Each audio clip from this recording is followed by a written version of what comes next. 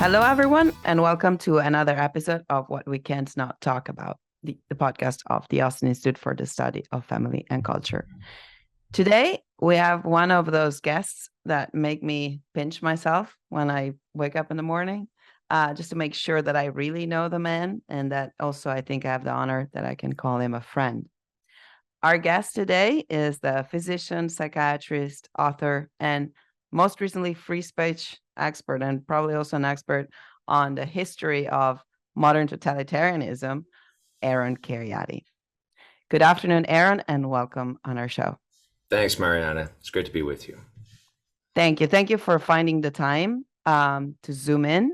And I should say probably welcome back, as some of our more, committed audience that we have, the ones that follow us, whatever we do, they know that you were already streamed here talking about mental health and the college population. How are you today? I'm doing well. Thank you. How are you? And how's everyone at I'm a big fan of the Austin Institute, the work that you're doing, Mark Regnerus, the other scholars there. So thank you. I think I'm good. Everyone is good. We're very pleased with how the Austin Institute is doing. Of course, it was a highlight was having you here with us to give the talks and also to talk about with the doctors, the local doctors in Austin. It was. So we look forward to having you back, and we'll make that happen. I know that you're limiting your travel, but we'll try to have you back. We'll find a good excuse so you can come with your wife. Now, I hope that you like the title of our show, What We Can't Not Talk About. And I would like to start this episode by asking you if there is anything, in your opinion, that we should not talk about. No, I think we should talk about any topic that is on your mind, any topic that's on the listener's mind. I'm keen to talk about censorship, because censorship is the opposite of this podcast. It's what we can't talk about. And there's been various things that the powers that be, including people within our own government, have decided over the last several years that we're not permitted to talk about. And they've worked hard to censor opinions, to censor information online, especially on social media, YouTube, platforms like that. And I'm very concerned about that. So yeah, I'm literally happy to talk about anything and everything. So yeah, I know that you are an expert on this, on the fact that there is censorship. And so I would like you to start by saying where is the censorship of today from your perspective as a psychiatrist on one hand, and as an academic on the other hand. So maybe in these two realms. Yeah. So censorship is coming from our institutions, including our universities. There are certain things in a university climate that you're simply not permitted to say. Whatever free speech codes might be available on paper, they're not actually backed up by the university. There's all kinds of subtle ways that an individual can be punished for saying the wrong thing in class. And you've probably had conversations about censorship within academia on this podcast, so we don't need to maybe belabor that. There's censorship happening from these large social media conglomerates. It's clear that Google is censoring. It's clear that there's censorship on their platform, YouTube. It's clear that there's censorship happening still on Twitter, even though things have improved somewhat, and certainly on Facebook and the other major social media platforms. There's even censorship occurring in places like WhatsApp. End-to-end encrypted text messaging cannot be directly censored by the company, but what they are censoring is the number of times you can share an article. If the article is a form of disfavored speech, or the content is something that the platform or their handlers in government do not like. So we know now that that was occurring on platforms like WhatsApp, which most people consider to be me sending private messages or sharing an article or sharing a podcast privately with my intimate friends and family, my direct contacts. And yet even in that very personal form of communication, there was censorship and limiting the number of times that eyeballs could get on a particular idea or be exposed to a particular article. So those things have been happening. I think most people probably realize that these private companies or these universities have been censoring. There's all kinds of censorship that goes on in the workplace too, in subtle ways. But to me, the most concerning form of censorship is censorship that's directed and orchestrated by the government. So that's where I'm focusing my energies now. I'm part of a major free speech case that's currently before the Supreme Court. It's called Missouri v. Biden. The state of Missouri and Louisiana, along with 5 private plaintiffs, of which I'm one, have sued the federal government and named at least a dozen federal agencies as defendants for coercing and pressuring social media companies to censor content that the government disfavors. And initially, when we filed this lawsuit, we believed that most of the censorship was happening around critiques of our COVID policies. And certainly that was a major target of censorship. But as we've uncovered more and more in the process of discovery of subpoena documents, we have 20,000 pages of communications now between government agencies and social media companies. Also, information that's been released in the Twitter files, and new information that was just released last week by some journalists regarding kind of the origins of this censorship apparatus. All of this has shown very clearly that it's not just COVID-related information that was censored. It's not just credible doctors and scientists whose voices were silenced for challenging the government's preferred policies like lockdowns or school closures or vaccine mandates or mask mandates. But it turns out that many other government agencies besides the White House and the Surgeon General and the CDC and public health agencies were involved in censorship.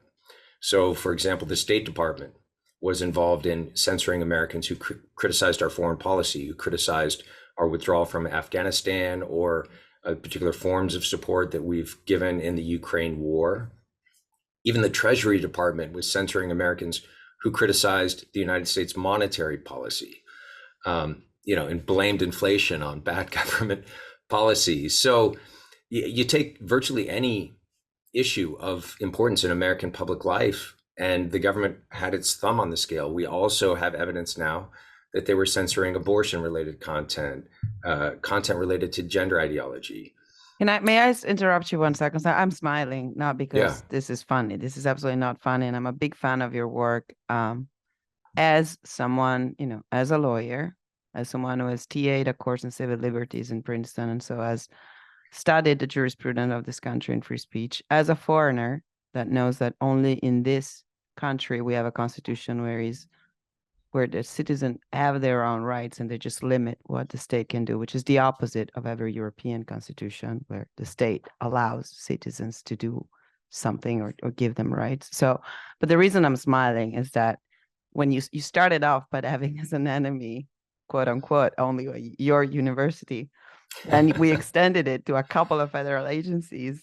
Now we're going full on, and so this is also something that I really like about you. And when I say, I'm proud to call you a friend, is you're fearless. Fearless, not in the sense that you just want to pick up fights that are not yours, but as these things have entered your life, you decided not to be silent. And I think this is something, to be praised, and a great example also for our younger listeners.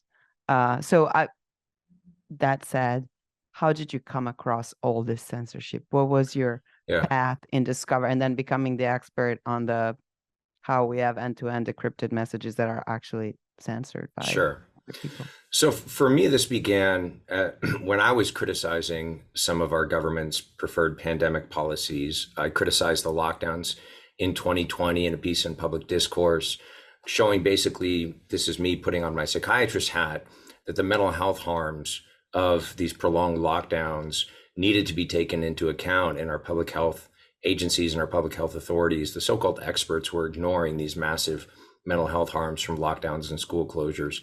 Then in 2021, I criticized vaccine mandates, starting with university vaccine mandates. I challenged my own institution. I was the director of medical ethics at UC Irvine, and I challenged UC Irvine's vaccine mandate, actually the entire University of California vaccine mandate, in federal court on on constitutional grounds.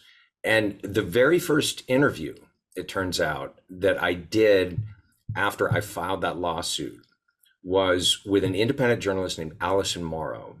Allison was a two-time Emmy Award-winning journalist at CBS, so working in mainstream journalism. She left and went to work for the Washington State, got out of television journalism, but continued her own podcast that she basically ran out of her home. So it was a small operation, but being done by a very competent journalist.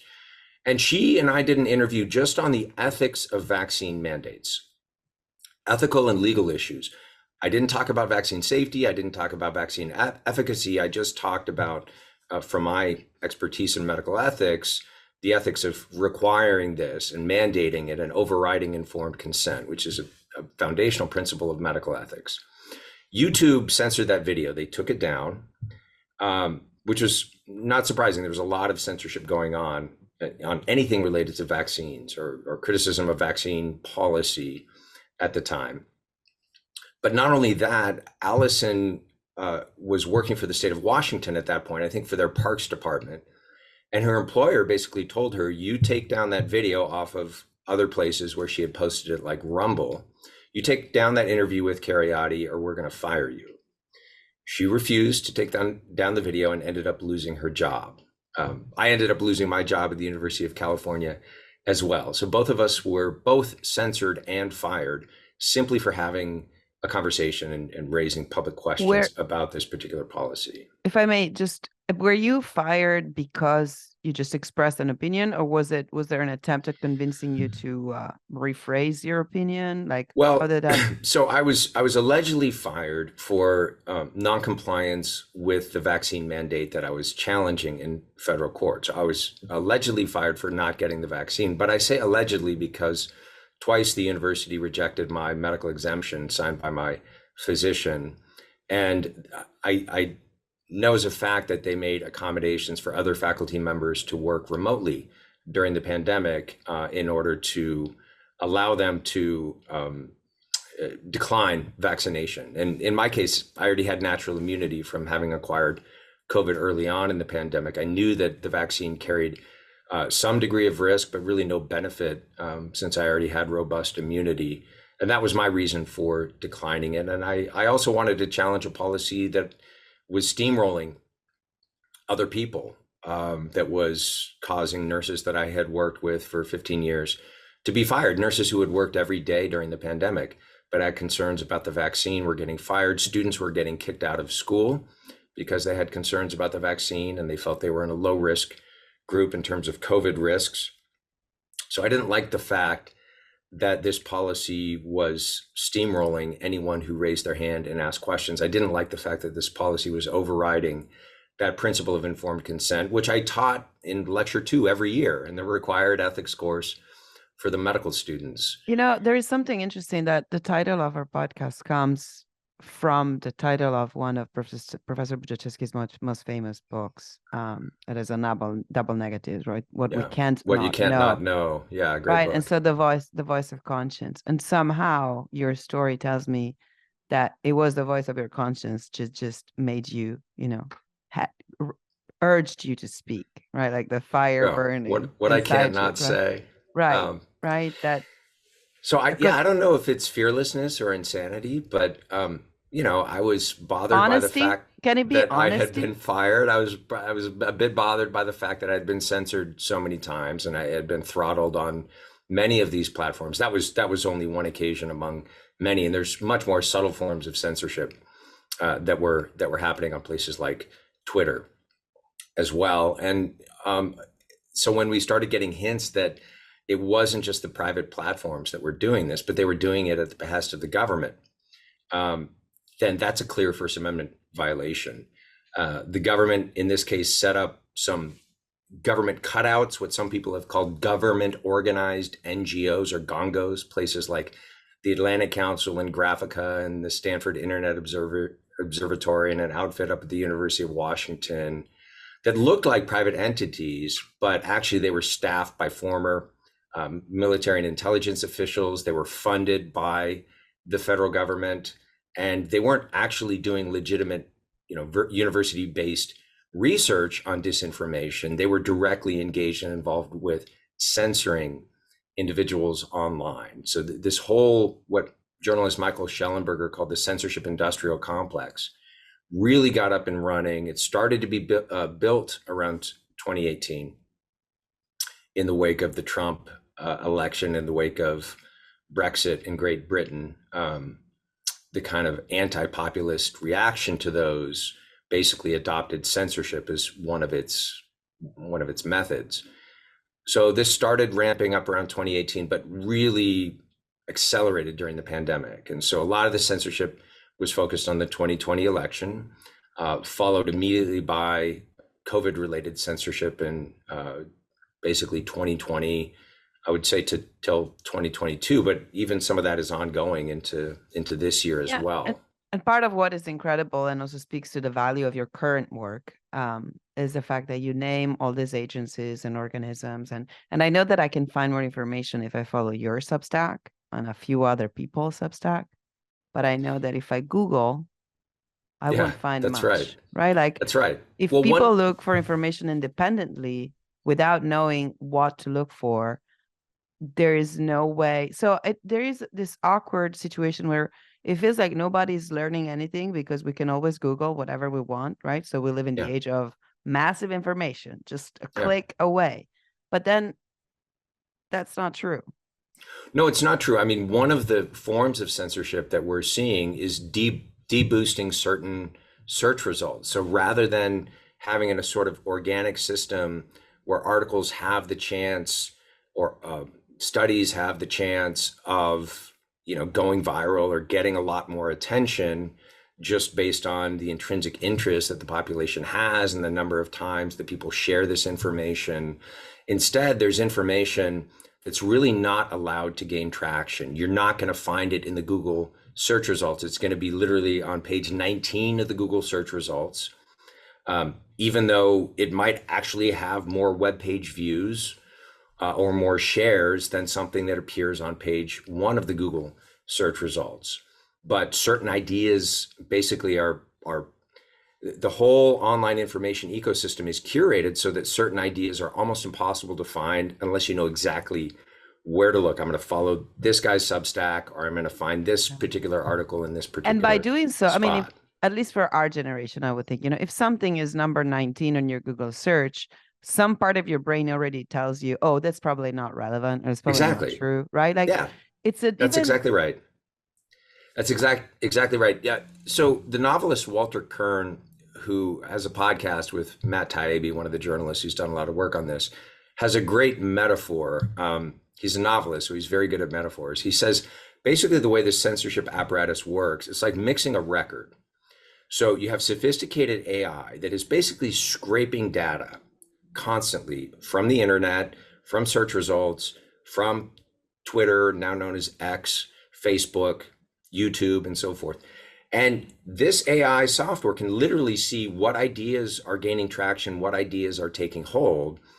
And if an idea that the government doesn't like is gaining traction, they can literally tweak algorithms, tweak search results, deboost that content so that it's not able to organically grow and go viral. So it's like, we're just going to turn the volume down on the snare drum over here because we don't like the idea that Kheriaty is putting forward. We don't like I wonder if your people podcast. Google, if people Google Spain today, I wonder how soon they're going to find out the problems that they're having now with their election and the government, and the fact that there's been, some people are out of jail. Like, maybe I challenge people, let's see, you can write in a comment to the podcast, like what you find when you Google Spain and what are the first news that come up.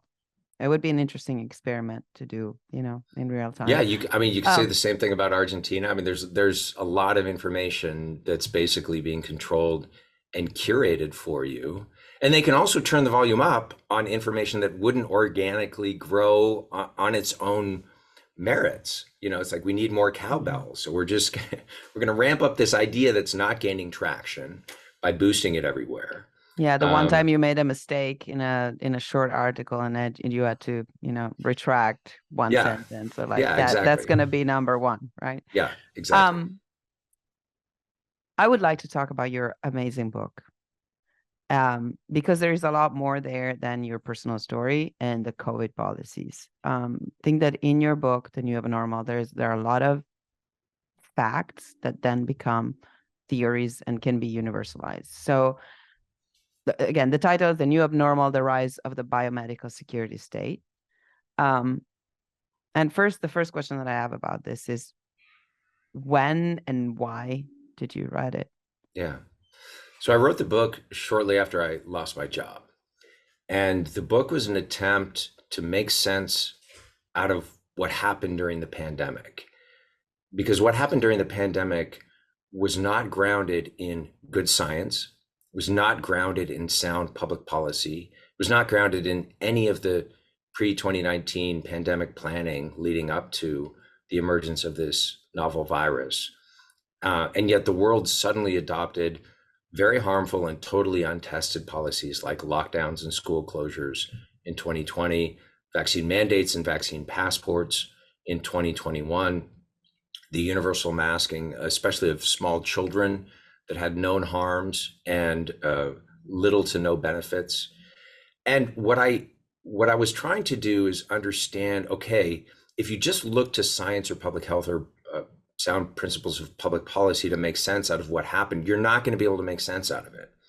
So you actually have to Google Earth up and look at some of the broader economic, political, social, and cultural factors that were at work pushing this particular type of pandemic response during COVID. You had to look at who gained economically and financially. You had to look at who gained in terms of power and control over large populations, and what agendas was that serving. So the book is an attempt to both understand what happened during the pandemic, but I think even more importantly, it's not so much a retrospective analysis of bad COVID policies. There's several books out there that do a pretty good job of that. The book is really trying to be forward looking and say, okay, that whole apparatus that was rolled out during this state of emergency, what I call the biomedical security state, which is an increasingly militarized public health apparatus, combined with digital technologies of surveillance and control, and backed up by the police powers of the state. This biosecurity model of governing during an emergency is going to be used in the future, right? One or another of these particular policies that I critique might have been rolled back, right, by the time the book was published. But that the whole infrastructure and apparatus that made that possible is still in place, just waiting for the next real or manufactured public health emergency. And we've seen efforts already to reframe other issues, environmental issues like climate change, into public health issues so that a public health crisis can be declared. We saw efforts with other pathogens like monkeypox that really didn't gain much traction because they affected so few people or only a small segment of the population. But you see this sort of push to jump from one declared public health crisis to the next. We saw racism declared a public health crisis in 2020 when everyone else was locked down, and the BLM protests that often turned into riots were endorsed by public health authorities. There was a group of 1,200 so-called public health experts that wrote an open letter during the BLM riots, basically saying, well, yes, COVID is a very serious public health emergency for which we need to shut down all of society, but we need to permit the large gatherings of people for these particular protests for this particular political or social issue, because racism is an even more egregious public health crisis. So this kind of approach to dealing with what should be considered political or social or economic or other domestic issues is in danger of sort of being medicalized such that only the experts, rather than all American citizens, like all American citizens have an issue and have a stake in the issue of racism, right? All of us should be involved in understanding and addressing the causes of racism or environmental issues like climate. But if you declare it a public health issue and a public health emergency, then only the experts, are allowed to speak on it. And the experts are allowed to do, as we saw during COVID, just about anything to entire populations in order to deal with something once you convince enough people that this is truly an existential crisis for which, no intervention and no radical measure is too extreme. Yeah, one of the reasons I liked your book a lot and I recommend it to our audience is, I don't know if it reflects the fact that you studied philosophy growing up, but I think it shows you provide a lot of facts, and I could quote passages where you actually describe the simulation of pandemics that went on, but things that are very similar to what we actually experienced that make us, wonder if someone was in control of a lot more things than we can know or that we're allowed to know. But you combine these facts with theories of power, of totalitarianism, of politics, right? How does the state work today? And is there even a state today, right? Because the question that political theorists can ask is, does a government really matter anymore? Like at a time where our information is controlled by technology, and technology is in the end of one particular organization, corporation, person. What is the role even of the legislatures that, the politicians that we elect? Like how far can they go? And so what I find fascinating is that besides these facts that you report about COVID, there are philosophers mentioned and their theories about the current totalitarianism that we're living on. And one of them that you've already mentioned, but one of this, what's the word? Archetype, probably of is the one about the state of emergency, right?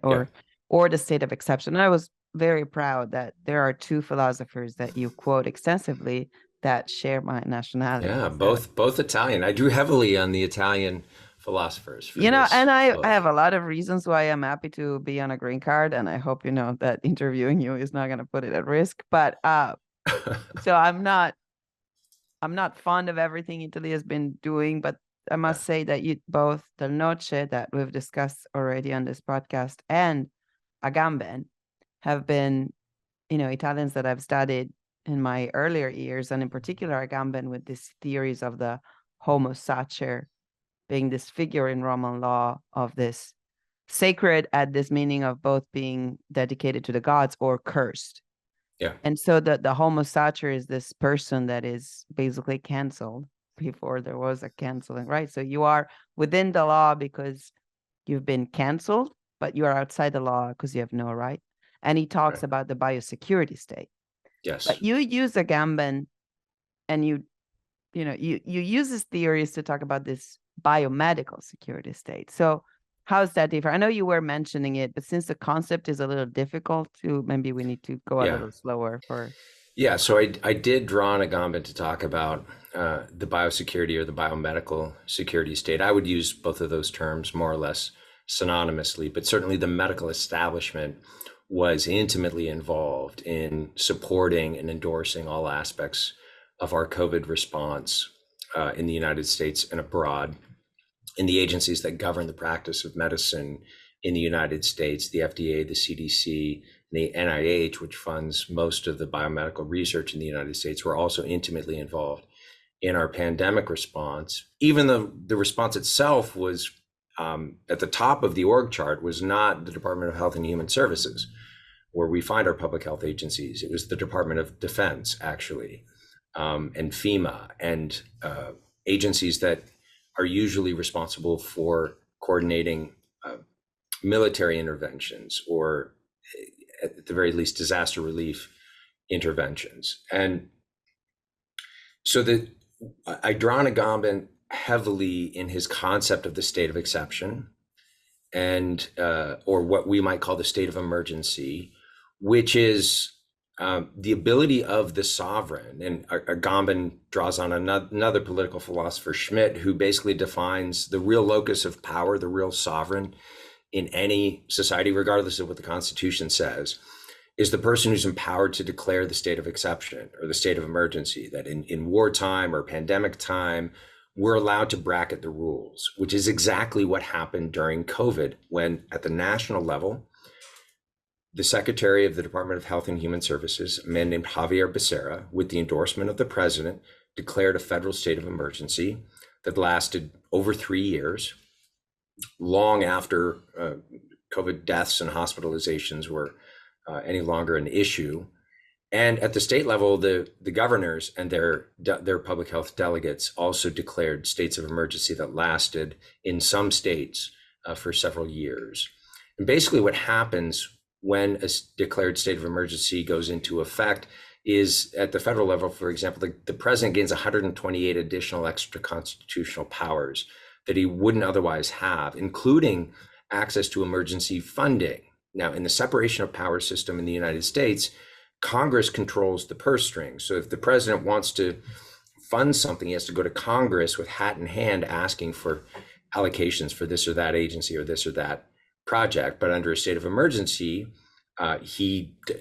there's no check on the use of certain federal funds for the executive branch. So you have the executive branch declaring a state of exception and accruing the additional extra constitutional powers that permits, and being the sole branch of government that is allowed to decide when the state of emergency is over, right? So I can say or do something to increase my own power, and then I can decide when to give that power back to the judiciary or to the legislative branch. So in the last chapter of my book, I talk about some reforms that are necessary in the United States and some constitutional checks and balances that need to be put in place on declared states of emergency.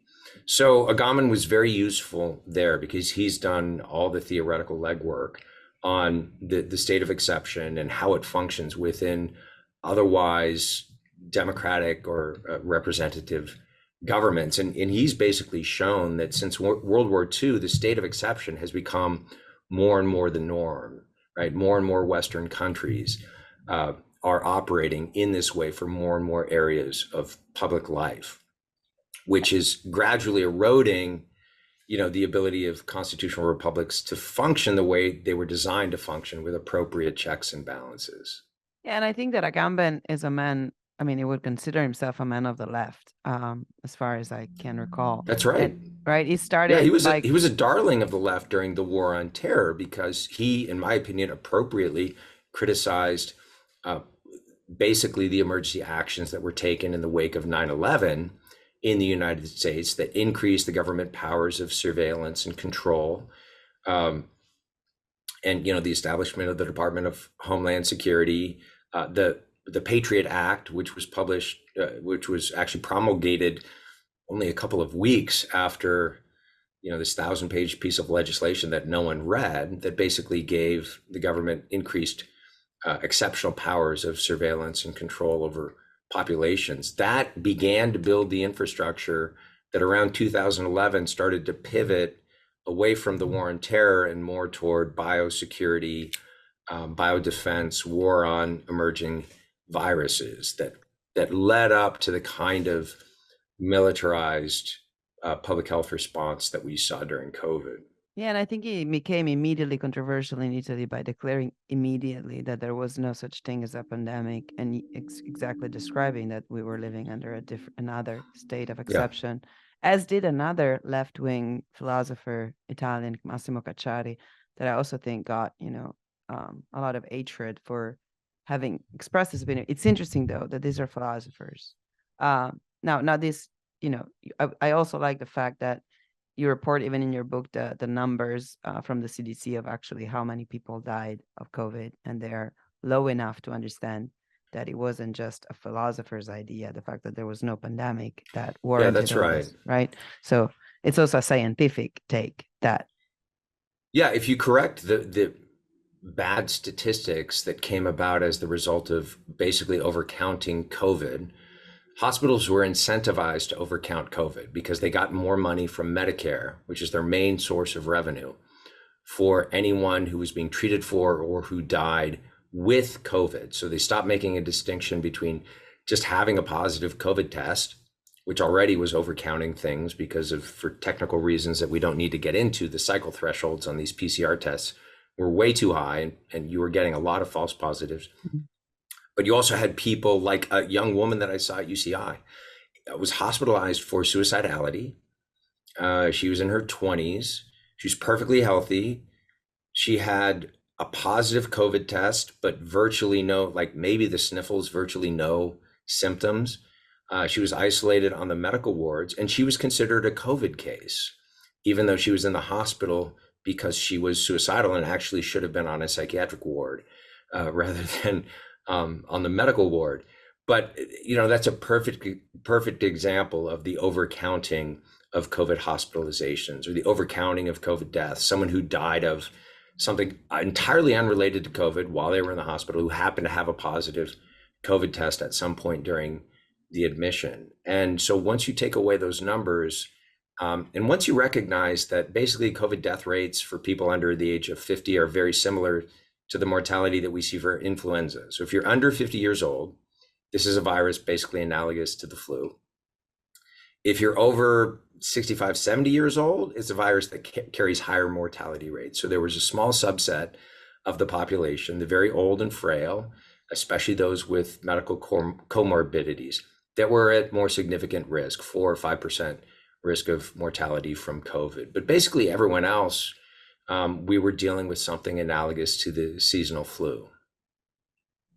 Plus, you know, the ones that could be undercounted, and here is, you know, you do write about this as a psychiatrist, are the side effects of the lockdowns and of the lack of Exactly. like, the kind of issues that started because of that. So those were the issues that were entirely ignored in favor of just focusing on one and only one metric, which is always going to produce. But from your expertise, what are the results. kind of things that increase? Because I mean, we all talk about, oh, mental health issues went worse. Like examples of how COVID policies made things worse. So during the lockdowns, deaths by overdose, we already had a crisis of, we had the worst drug crisis in United States history already in 2018, 2019, where in the year 2000, we had 20,000 deaths by overdose.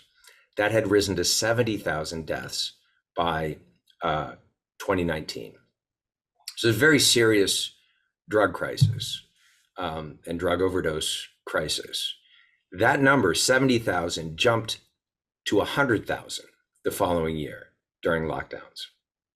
So, and no one was talking about the 100,000 people who died of drug overdose. That was a 30% increase in 1 year. And you just don't see those kinds of jumps from 1 year to the next in psychiatric epidemiology or in addictions. We saw the same thing with alcohol related deaths, went from 69,000 to 99,000 during lockdowns. So that's one example. But the other example is when you look at lockdowns, I should say one of the other many examples, when you look at lockdowns were initially framed as people who want to, you know, protect the elderly and protect the vulnerable versus people who only care about the economy and, you know, want things to open up for the sake of our, you know, economic productivity or for the sake of going back to work. Well, that was always a false dichotomy because we have mountains of social science and public health literature showing that with joblessness, with economic stress, you always get elevated morbidity and mortality. So it's not people who care about health versus people who care about the economy. You cannot separate them in that way. The economic harms of lockdowns and school closures, the long-term economic and health-related harms of school closures are the kind of harms that will actually be felt for decades.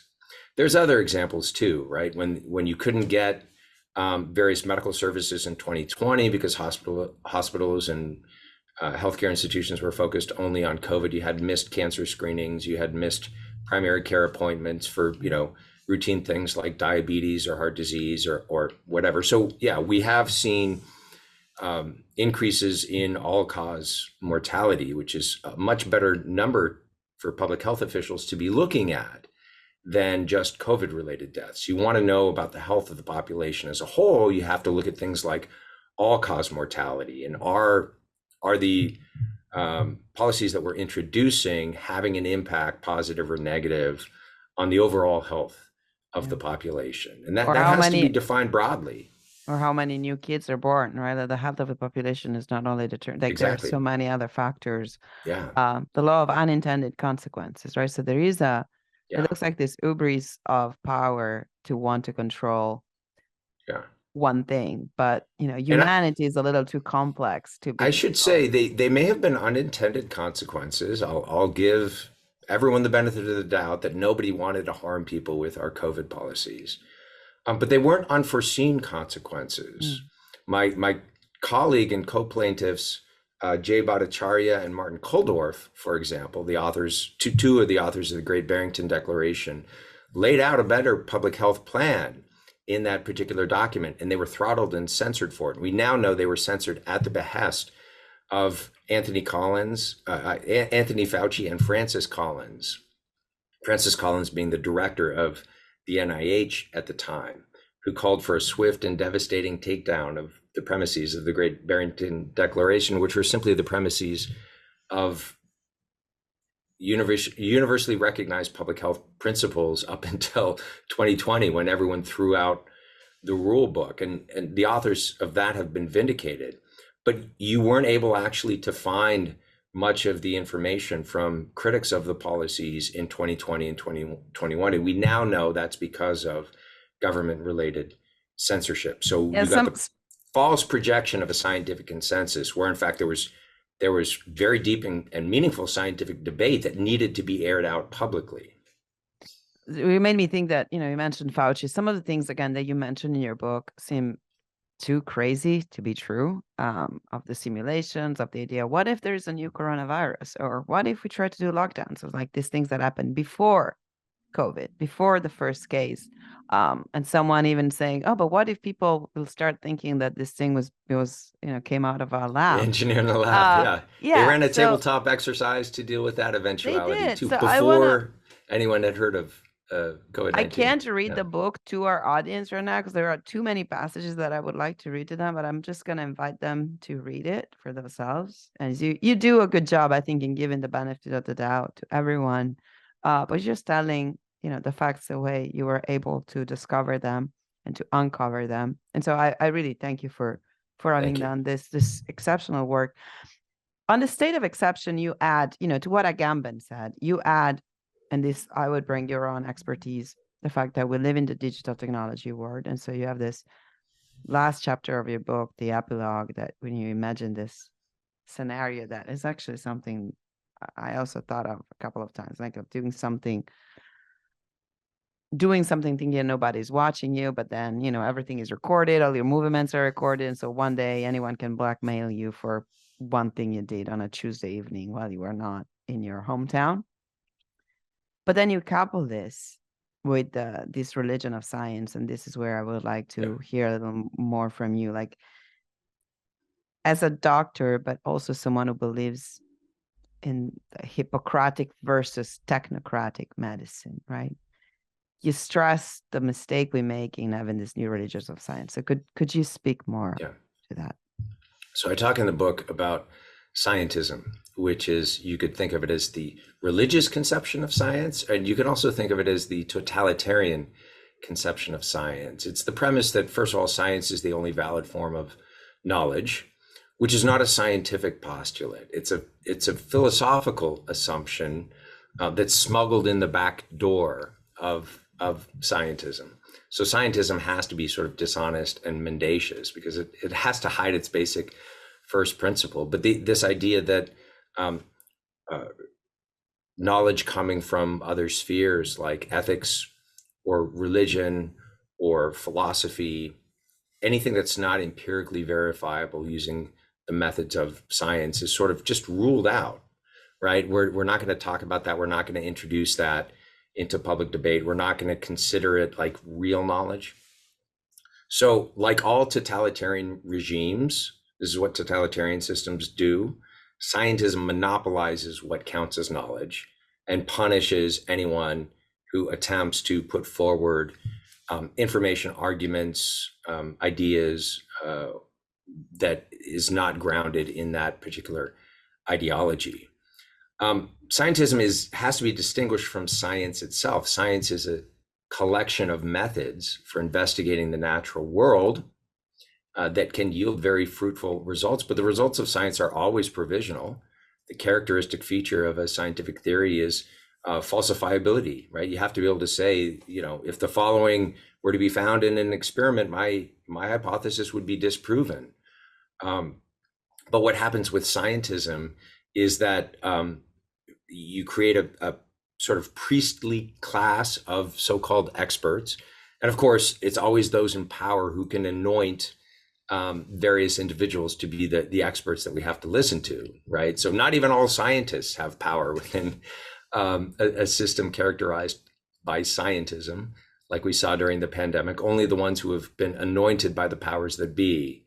The most ridiculous example of this, of course, is Anthony Fauci himself complaining about any criticism and saying anyone who basically criticizes me is criticizing science itself. I mean, this is a sort of maniacal, crazy proposition that he was able to say with a perfectly straight face. So the anointed experts claim a monopoly on knowledge. They punish dissenters. And this is a very effective strategy at controlling the information environment and controlling anyone who would attempt to dissent from your particular policies. All you have to do is claim the mantle of science or claim the endorsement of certain publicly recognized institutions of science, even if they're politicized, like our public health agencies were, even if they're compromised by conflict of interest ties to pharma and other moneyed interests that stood to gain from particular pandemic response policies. And so what happened during COVID was basically the institution of a totalitarian conception of science. And I think this is another example of what we saw during the 20th century. All totalitarian systems during the 20th century claim to be grounded in science. Marxism in the pseudoscience of Marxist economics, Nazism in the pseudoscience of racial eugenics. And we're seeing the same thing today, which is why I opened the book. You talk about the epilogue, which is Seattle 2030. It's me imagining if the technologies that are currently available are widely adopted over the next few years, what life might look like a few years from now, and for an average citizen in an average city in the United States. But I begin the book back with a discussion of Nuremberg and the eugenics movement in the 20th century that led to the doctors' trials at Nuremberg, that led to the creation of the Nuremberg Code, the first principle of which was informed consent, the very principle that was violated during the pandemic by vaccine mandates. And I do this to try to connect, and I draw on the work of Del Noce, as you pointed out, to try to connect some of the central features of the totalitarian systems of the 20th century to some of the things that we started seeing developing during the pandemic. This is also connected to the issue of censorship. Eric Voegelin, who I also mentioned, I think, at one point in the book, was another 20th century political theorist who studied the totalitarian systems of the last century. And he said the central feature of all totalitarian systems is actually not concentration camps. It's not barbed wire fences. It's not men in jackboots, like secret police, like the KGB or the Gestapo. It's not even mass surveillance, although, as I argue in The New Abnormal, we do have systems of mass surveillance that have been operating now, surveilling ordinary Americans and their movements and their activities. But as horrifying as all those things are, he said the central feature of all totalitarian systems is the prohibition of questions, right? The totalitarian system monopolizes what counts as knowledge. And if you raise your hand and you say, well, hey, wait a minute, I don't know if history is moving inevitably toward a proletarian revolution that will overthrow the current economic order and lead to a communist society of peace and justice. I'm just not sure about that. the communist doesn't argue with you, right? The Nazi doesn't argue with you. They just say you're infected with bourgeois consciousness or you're infected with Jew consciousness. You are by definition irrational and you're talking nonsense. And so shut up. And if you don't shut up, then we're going to put you in the concentration camp. Then we're going to steamroll you. Well, today with sophisticated methods of censorship, you can put someone literally in a digital gulag, right? You could type all the things that you want. You could write all the articles you want, but no one's actually going to see them. So you're effectively silenced. Or they're not going to be selling your book. You're not going to run the ads on Facebook for your books. They're not going to promote you on YouTube. Back to this difference between the role of the religious view of science also alters the role of the way we are. I don't know if it's related, but you talk of the way we're looking at medicine, and you talk about the contemporary Gnosticism, and you're not the only one analyzing today's word and talking about Gnosticism. But it looks like this word that is doing everything to protect the body, it's also at the same time the same word that could do anything to the body. Right? That's right. So in the section of the book called Hippocratic versus Technocratic Medicine, which you mentioned, I contrast two competing views of what medicine is, and by extension, what public health is and is for. The traditional Hippocratic view sees the human body, the human organism, as an integrated whole that has its own particular ends and purposes. The heart's purpose is to pump blood in a particular way. The kidney's purpose is to filter the blood in a particular way and to make urine. Every part of the body has its own intrinsic ends that we characterize as healthy.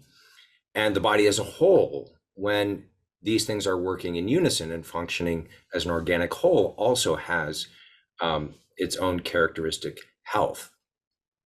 And the physician's job is to assist the body in achieving those ends. So nature itself is the norm of health, and the physician's job is to remove obstacles to health. So, for example, we say that a surgeon closes a surgical wound with stitches, but he doesn't actually heal the surgical wound. He just puts the tissues next to one another, and he makes sure that they're disinfected so that the body's own intrinsic healing ability can take over. Antibiotics do not actually rid the body of an infection. What they do is lower the infectious load sufficiently that our own immune system can take over and do the rest of the work, right? So the physician and the medical techniques assist the body in what the body should already be capable of doing. That's why if you give antibiotics to someone who's too severely immunocompromised because of advanced AIDS, for example, the antibiotics won't work because you need the body's own immune system to be functioning normally. On this traditional view of medicine, the way to respond to a novel pathogen like SARS-CoV-2, the virus that caused the COVID-19 pandemic, is basically strengthen the immune defenses, right? And protect those who are especially vulnerable. You strengthen the immune system through diet, exercise, vitamin D, through vaccines when they are safe and effective and indicated for a particular population, perhaps, and through intervening and helping those people who get sick with early treatment. The technocratic view of medicine does not see the body as a well-working whole. It sees the body basically as just a raw collection of parts or a raw collection of stuff that we can manipulate any which way we want, right? So if you have a person coming to a physician saying, look, my reproductive system is working beautifully, and actually my body as a whole is functioning beautifully, but in my mind, right, there's Gnosticism involves a strict separation between mind and body. In my mind, I've come to believe that I was born in the wrong body, so I want you to amputate my genitals and sort of refashion and remake my body so that I can appear to be a member of the opposite sex. This makes no sense on the traditional view of medicine. The last thing that a good physician, a good Hippocratic physician would do would be to amputate a healthy body part and make it more dysfunctional, more prone to infection, more prone to serious complications. It just doesn't make any sense, you would want to intervene at the level of the mind for that individual to bring their mental life into congruence with the reality of their body. I could cite many other examples of this sort of Sure. technocratic approach, and at the level of public health, But I why talk in not the picking the most controversial one? well, You know. I tend to go, I don't know, I No, tend to it's go I right think it's for these no, but things. it's clear. It's like, right, is the body, is this the natural where your body would naturally go if everything was functioning properly? That's the way you describe it. I think it's clear that way. Yeah. And I want to direct, our audience to the Hippocratic Society's website so that they can understand that you're also involved in reforming medicine, because I think you're Yeah, a member of their thanks for board. mentioning the Hippocratic Society as well. We're trying to get chapters at all medical students. We're piloting a few chapters this year at various medical schools, but really trying to rally around, Yeah. not necessarily lightning rod issues like the one I just No, mentioned, exactly. but But just yeah. just a sound philosophy of medicine and looking at many of the contemporary challenges to a sound philosophy of medicine. And what medicine is for, right? So Exactly. yeah, no, and also because we all want doctors that are, one of the reason you tell your secrets to the doctors is that they're going to tell you the truth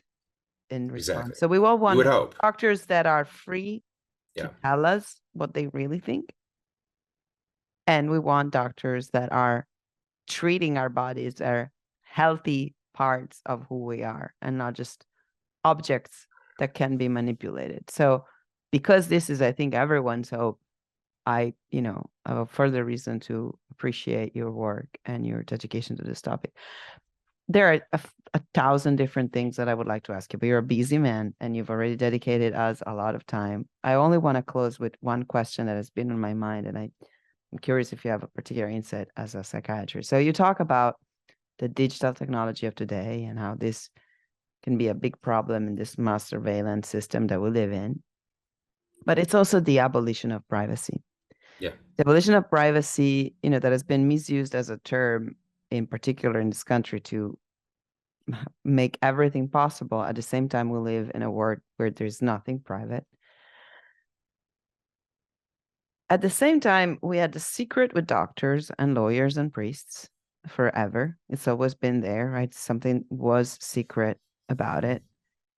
In law, we even have a statute of limitation in every possible system that I know where, you don't go back forever. Like when you're punishing someone because they're what they do, there's a limit. And so the question I have is I'm particularly interested in the side of a psychiatrist is, are we as human beings wired to have our life public? So the potential of always being recorded, a Yeah. picture taken, someone is recording. Does that have an impact on the way our mental health is working today? Are there studies? Is this something you Yeah. can? I'm thinking even of a private diary. It's meant to be private, and people are posting many times their opinions in the same way. But yeah, so No, it's a great question. And the full answer to that question would take another hour, but just very quickly, a couple of thoughts. Number one, there is a lot of research on the relationship between um, social media use and mental health, and particularly for adolescents, and definitely for children and adolescents, and especially for girls. There's a negative relationship between, there's a basically linear correlation between bad mental health outcomes and time on social media, with visually based social media apps like Instagram or Snapchat probably being worse than text-based social media like Facebook or Twitter. But Facebook and Twitter, or Facebook and X, also have problems associated with them as well. And so I think there's certainly, in human beings, we're hardwired to connect with other people. And in the absence of face-to-face connections, which we were deprived of during much of the pandemic in many places, people will seek to affiliate online. And online affiliation is better than no affiliation, you could say. But when it begins to replace face-to-face affiliation, it's a very bad substitute. It's a very bad counterfeit. And getting a little dopamine spritz from likes or retweets or thumbs up on the photo that I just posted of myself while I'm on vacation is no substitute for face-to-face interaction, affirmation, friendship, and so forth. So I think we're in danger of taking a very basic innate human drive, which is a drive toward sociality, the drive toward affiliation, the drive toward feeling a part of a group or part of something larger than myself, which is as deep as any human need is. We're social animals from top to bottom, and misdirecting it towards forms of quote unquote connecting that don't actually fulfill those needs and don't actually lead to health and human flourishing, and do lead to the abolishment of privacy. And I think the first thing to say about privacy is that most people aren't aware of the degree to which their privacy has already been violated. They just don't know. Most people don't know that the CDC used cell phone tracking data during the pandemic to look at how many people gathered at schools and churches and other places during lockdowns to see about compliance. That data was supposed to have been anonymized, so you couldn't identify particular individuals associated with those phone numbers. But some researchers from Princeton showed that with only 4 data points, you could very easily re-identify those individuals. So that was a level of intrusion and surveillance, literally monitoring where we were at any given moment, who we were with, who we were speaking with or gathering with and associating with at any given moment. And the whole internet basically operates on this principle of data harvesting. Now, that's how the internet is monetized. Anything that you don't pay for on the internet is basically making money by scraping your data, packaging it up, and selling it to third parties, usually advertisers. But in this case, they sold it to the CDC. So they may sell it to governments, foreign and domestic, which may have good intentions, may have bad intentions. But I think most people aren't aware the degree to which their privacy has already been compromised in this way. Nobody reads those terms of service when you click the button on the new app. I think that Europe has much stricter regulation on this. That's my impression as well. Yeah, the Wild West is still the United States is still a bit of the Wild West when it comes to privacy. So we could look to Europe for some help on this one. I can't remember if you recommended this, but like the idea that data gathered for good reason should be destroyed. Like things things about you that were recorded when you were in high school, including whatever opinion you expressed on a paper when you were, your first exam in philosophy, should not be a public disposal 20 years later when you're applying for a job. Like, absolutely. I mean, I don't think data should be able to be, other people's data should be able to be monetized. I think you own your own data. But do we? No. Well, no, I think we don't, unfortunately. Okay. But I think that should be the basic principle behind legislation to deal with this issue. Unfortunately, that's not the way things work right now. We decided to have an internet that was monetized through selling your data in order to advertise to you. I think a better decision would have been, if you want to access things on the internet, you have to pay for them. That would have been more expensive for people, but you pay one way or the other. And right now we're paying with a compromise of our privacy, and we're giving powerful organizations and public and private actors, including our own governments, too much power over surveilling us and you nudging mentioned us. One thing that is scaring me a bit is that you mentioned a potential climate change as a potential new reason for lockdowns. I don't know if it's going to be lockdowns, but I know that some journalists in my home country are reporting how climate change policies could make the costs of owning still one of those old Italian beautiful houses impossible for Italians to bear, and so very rich foreign investors could somehow these policies to save the world always benefit the 1% of the 1%. It's funny how that works out. Yeah. Well, I'm glad, Aaron, that you're not one of those 1%, and I'm not, because I know that we like to have a clean conscience at the end of the day, no matter what it costs, right? And you did a great job in, just standing for what you believed was the right thing to do. You wrote an amazing book. You have your Substack. All the links to what I know you are doing are going to be um, in the description of the podcast so that people can keep following you. And as I said at the beginning, I really hope that you will be here again soon. Thanks, Mariana. I look forward to it. We'll do it again. Thank you for your time, Aaron. Thank you very much. Thank you very much for listening, and we hope you enjoyed the episode of our show, What We Can't Not Talk About. If you did like the episode, remember to share it among your friends. Do not forget to subscribe, and if you can, please donate to the Austin Institute. Your donations make it possible for us to continue to do this, but above all, they support our local programming and the important, if not crucial, research of our fellows. Thank you.